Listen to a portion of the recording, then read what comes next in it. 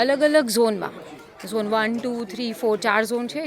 ચાર ઝોનમાં પોલીસ અલગ અલગ આસ્પેક્ટથી કામ કરી રહી છે. કે ધારો કે ઝોન 2 છે તો અમે લોકો રાવપુરા, નવાપુરા, નવલખી છે.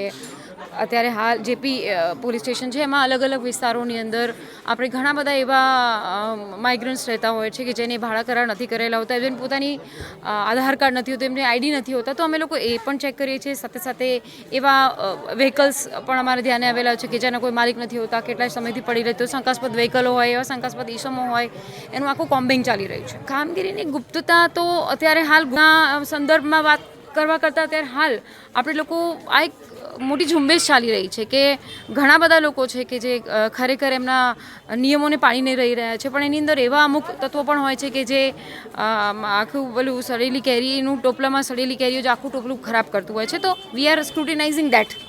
ના, અત્યારે હાલ ચાલુ છે. અત્યારે હું આંકડો ના કહી શકું. ધીમે ધીમે આ તો ઘણા લાંબુ આખા વીકની અલગ પ્રકારની કોમ્બિંગ ચાલી રહી છે, તો એનો ટોટલ પછી જાહેર કરવામાં આવશે.